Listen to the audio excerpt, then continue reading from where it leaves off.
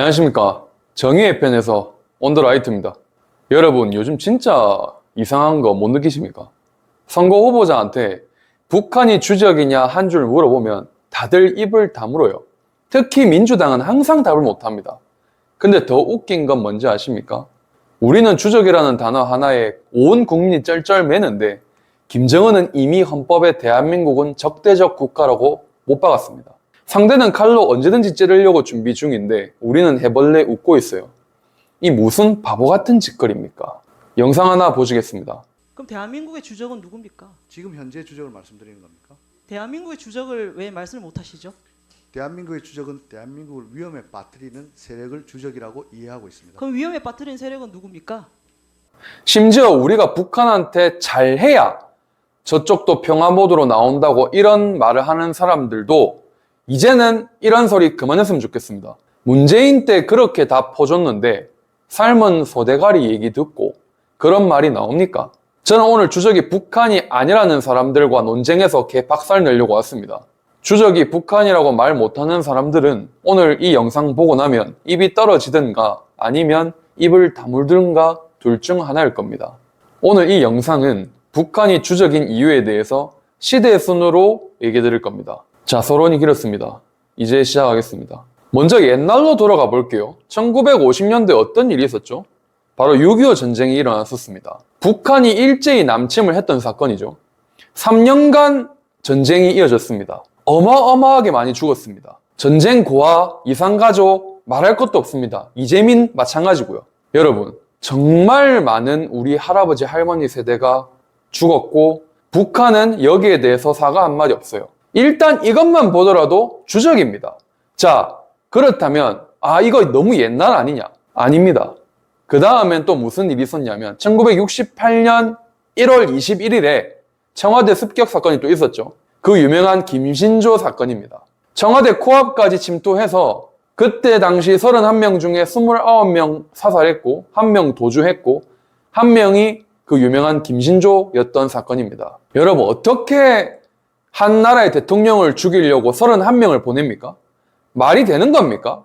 여러분, 이게 주적이 아니면 또 어느 나라가 주적입니까? 자, 68년도 옛날이다? 아닙니다. 또 한 번 더 나아가 보겠습니다. 83년 10월 9일, 장소는 미얀마 양곤. 여러분, 아웅산 테러 사건 아시죠? 전두환 대통령을 죽이려고 어마어마한 테러를 당했었습니다. 누구? 북한이요. 한국인 17명 포함해서 그 당시 어마어마한 총리급들이 많이 있었습니다. 그 자리에서 총 21명이 사망했어요. 부상자는 46명이었고요. 쉽게 말씀드리면 외교사절단 절반을 그것도 다른 나라 영토에서 한 번에 날려버린 겁니다. 누가요? 북한이요. 그리고 4년 뒤에는 군인도 정치인도 아닌 평범한 사람들이 죽었습니다. 자, 1987년 11월 29일 잘 들으세요. 바로 칼기 폭파 사건입니다. 여러분, 이 사건 워낙 유명하지 않습니까? 승객과 승무원 115명 전원 사망. 범인은 북한 공작원 김현희와 김승일. 목적이 무엇이었습니까? 1988년 서울올림픽을 방해하기 위한 목적으로 우리나라 국민을 볼모로 북한이 민간인 115명을 하늘에서 폭사시킨 겁니다. 이게 주적이 아닙니까? 자, 아직도 옛날 얘기라고 하실 수 있죠. 자, 2000년대로 넘어갑니다. 2002년 6월 29일 무슨 일이 있었죠? 한일 월드컵 3, 4회전이 열리던 날 온 국민이 빨간 옷 입고 거리에서 축구를 응원하던 그 시각에 서해 바다에서 연평해전이 일어났습니다. 그때 당시 정말 치열하게 싸웠고 우리 해군 6명이 그 자리에서 전사했습니다. 부상자는 자그마치 18명이었고요. 이게 주적이 아닙니까? 8년 뒤엔 또 더 큰 게 터집니다. 2010년은 진짜 잊을 수 없는 해입니다. 한 해에 2번 당했어요. 먼저 3월 26일에는 백령도 앞바다에서 우리 해군 초계함 천안함이 북한 잠수정의 어뢰 공격으로 두동강 났습니다. 자그마치 우리나라 해군 장병 46명이 죽었어요. 구조작전 중엔 심지어 한주호 준이도 순직했습니다. 수색하던 링스 헬기까지 추락해서 3명이 더 죽었습니다. 이게 주적이 아닙니까?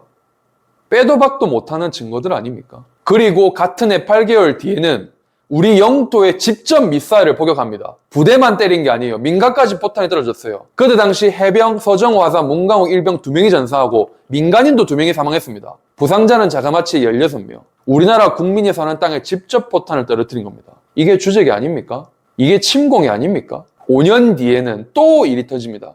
2015년 8월 4일 그 유명한 사건, DMZ 목함지뢰 사건입니다. 그때 당시 김정은 하사가 북한 매설한 지뢰에 의해서 두 다리가 날아갔습니다. 북한은 사과는커녕 유감이라는 단어 하나로 끝냈습니다. 여러분 어떻게 생각하십니까? 이래도 주적이 아닙니까? 그리고 5년 뒤 또 한 명의 우리 국민이 목숨을 잃습니다. 2020년 9월 22일 밤 해양수산부 공무원 이대준 씨가 소연평도 인간에서 실종됐습니다. 북한 해역으로 떠밀려간 그는 북한군에게 잔혹하게 사살됐고 심지어 시신은 불타서 소각됐습니다. 여러분 이게 주적이 아닙니까? 그럼 지금은 어떻습니까? 자, 다 과거라고 칩시다. 여러분, 많은 분들이 착각하시는데 대한민국과 북한은 법적으로 종전한 적이 없습니다. 잘 들으세요. 정말 중요한 핵심을 말씀드리겠습니다. 1953년 7월 27일에 우리가 맺은 건 종전협정이 아닙니다. 정전협정입니다. 한 글자 한 글자 천지 차이입니다. 종전은 전쟁이 끝났다는 뜻이고 정전은 잠깐 멈췄다는 뜻입니다. 여러분, 우리는 지금도 법적으로는 북한과 전쟁 중인 나라입니다. 70년째 휴식하고 있는 겁니다. 아닙니까, 여러분? 정작 우리 정치인들이 이런 상황에서 북한은 주적이 아니다라고 한다는 게 저는 이해가 되지 않는다는 것입니다. 심지어 24년에는 우리 영토에 오물풍선을 수백 개씩 날려보냈습니다. 쓰레기, 배설물, 폐기물, 온 지역 종류불문 날렸습니다. 24년 10월 31일에는 신형 ICBM 화성 19형을 발사했고 김정은은 핵무력 강화 노선 절대 안 바꾼다고 못 박았습니다. 사이버 부대 7,000명이 지금도 우리 방산업체, 법원, 전산망, 거래소를 해킹하고 있습니다. 올해 사건 없냐고요? 당장 이번 달인 26년 5월에도 김정은은 사거리 60km 이상 신형 155mm 자주포 50대를 남부 국경에 배치하겠다고 공식 발표했습니다. 여러분, 남부 국경이라는 표현 자체도 상당히 기분이 더럽습니다. 우리를 적국으로 본다는 뜻이에요. 그리고 그 자주포 한 발이면 3분 안에 서울이 강타됩니다. 지금도 서울을 조준하고 있어요. 이번 달에도 여러분 이런 공식 발표, 이런 짓거리를 하고 있습니다. 여러분께 묻겠습니다. 북한이 주적이 아니면 누가 주적입니까? 미국이 우리의 주적입니까? 70년 동안 우리를 죽여왔고 지금 이 순간도 우리 머리에 포고를 겨누고 있는 나라가 주적이 아니면 도대체 누가 주적입니까? 평화의 대상이라고요? 삶은 소대가리들이라는 말을 들어봐야 정신 차리는 겁니까? 북한이 주적이라고 말 못하는 사람은 이 자료를 본 적이 없거나 보고도 못 본 척하는 사람들인 겁니까? 영상 시작할 때 말씀드렸죠. 주적이라고 못하는 사람들 개박살 내려고 이 영상 만들었다고. 이야기를 마무리 짓겠습니다.